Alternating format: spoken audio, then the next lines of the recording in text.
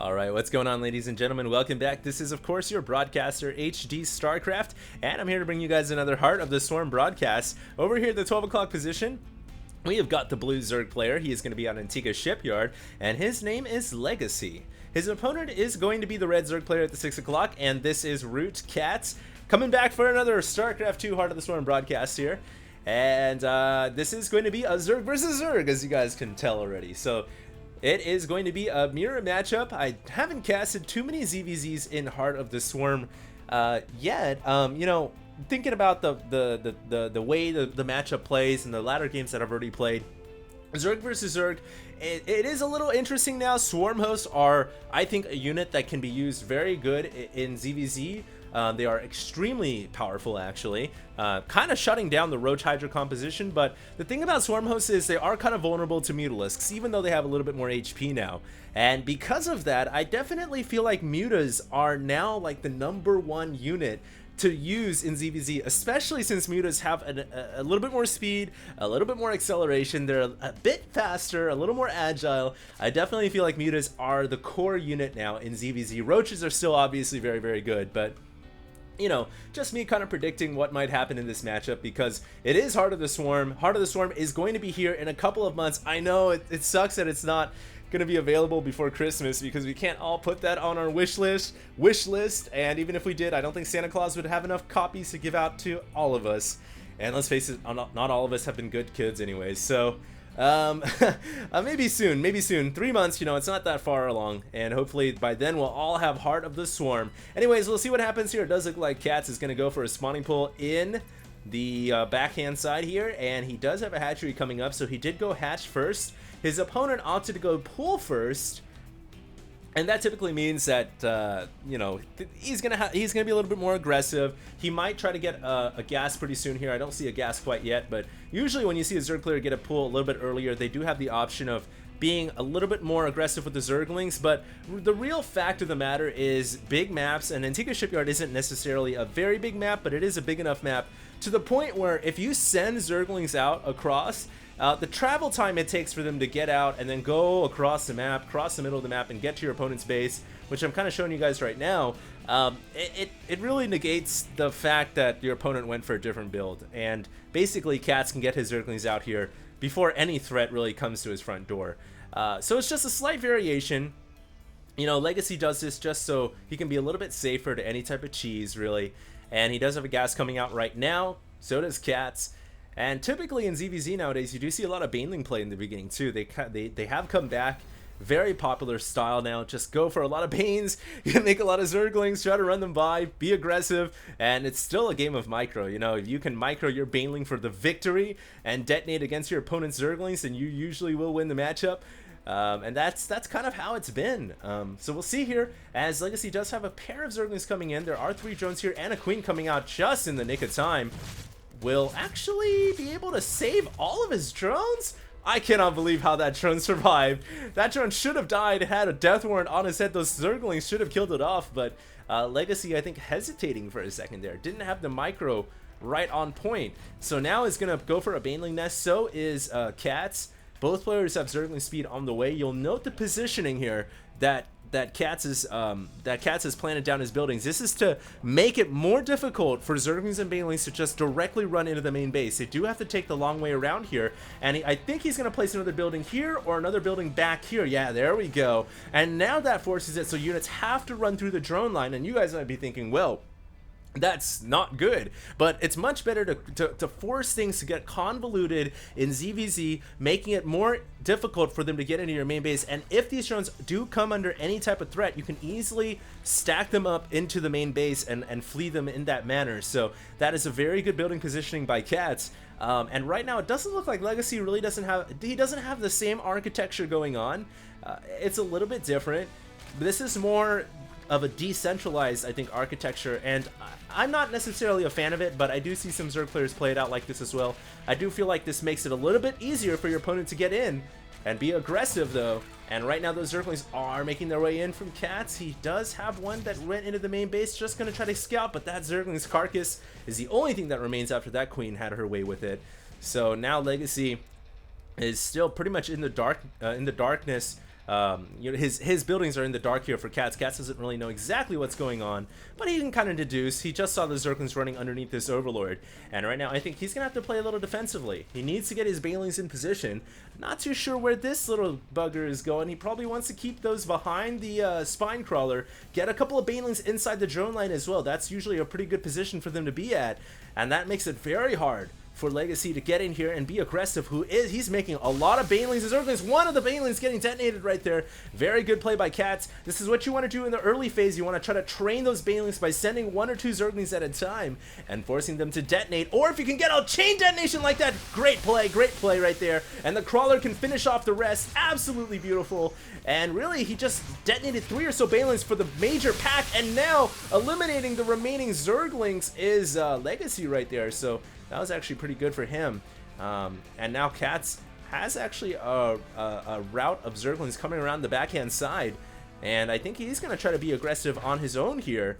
But really, I think at this point, after the Zergling Baneling aggression, unless one player decides to totally commit and say, alright, I'm going to make a lot of Zerglings and Banelings now. Yeah, I lost some, but I'm just going to replenish and go, you know, crazy on 2 bases. Usually at this point, this is where the 2 players say, alright, you held off my attack, and or I defended off your attack. Now let's sit back and macro and see where that takes us. And that's what the players are starting to do a little bit here. In fact, HOTS is making a lot of Spine Crawlers. That's more than you'd normally see from a creative player like him, he's usually the aggressor.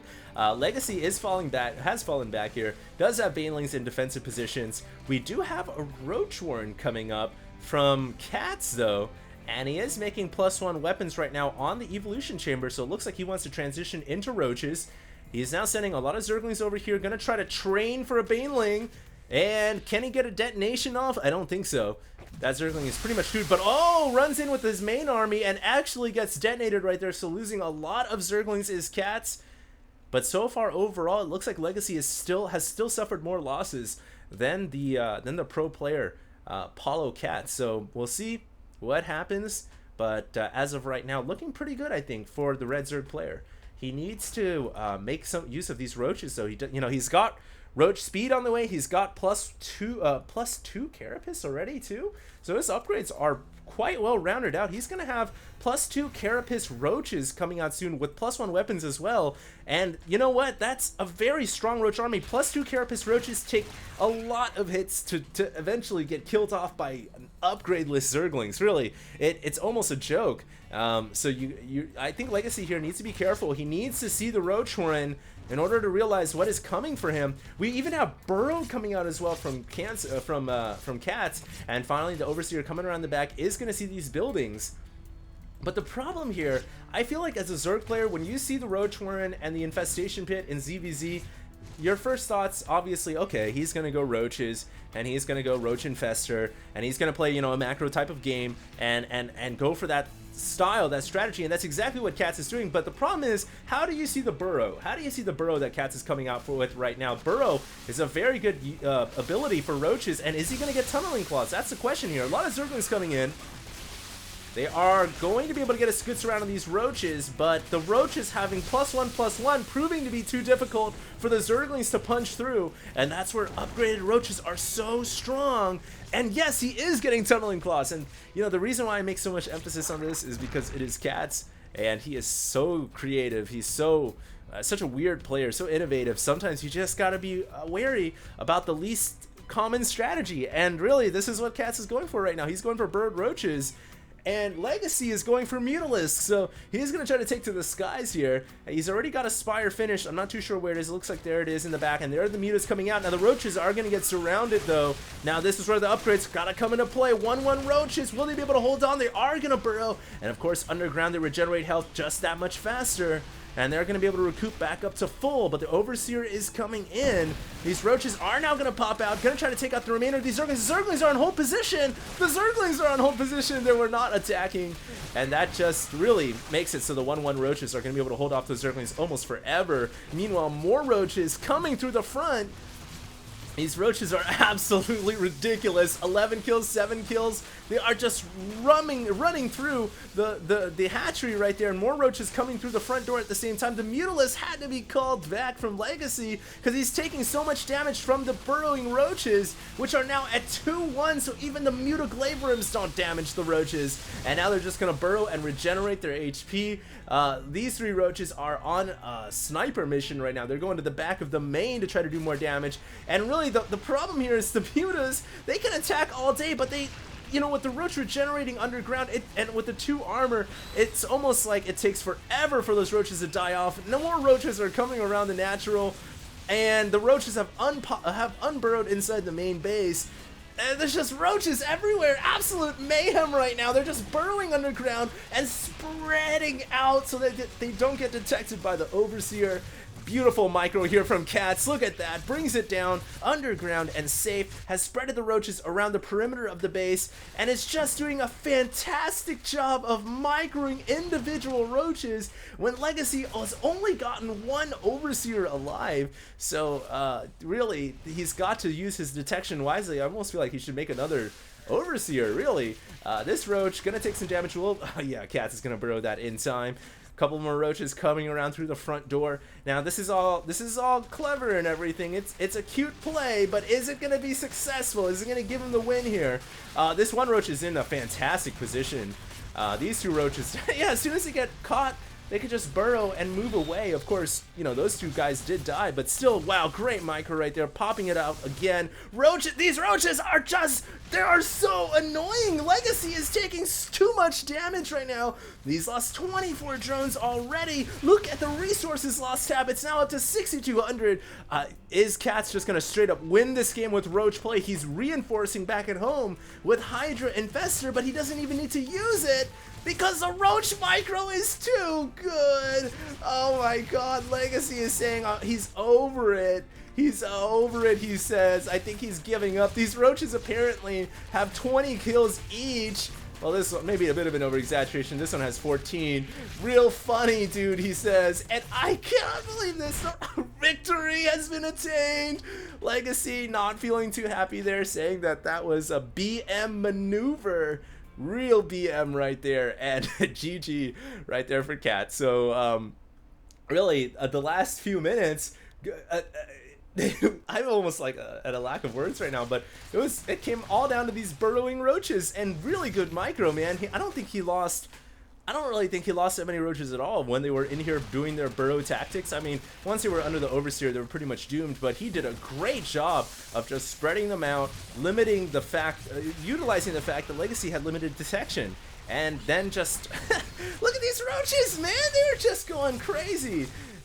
Beautiful play right there by HDreplays, and a pretty good game there of ZVZ. I didn't really see any Heart of the Storm units, but then again, that was nevertheless really cool to see burrowed roaches, and then the little BM maneuver right there at the end from Legacy. So hope you guys enjoyed. I'm still casting a few games before I head out for my snowboard trip, so I do have these games coming up a little bit later, but I hope you guys enjoyed. Once again, if you have anybody playing high-level Heart of the Storm replays or matches or streamers, do let them know. Send their replays into HDreplays@gmail.com, and I will take a look at it. So this is, for now, HD StarCraft, and I am signing out.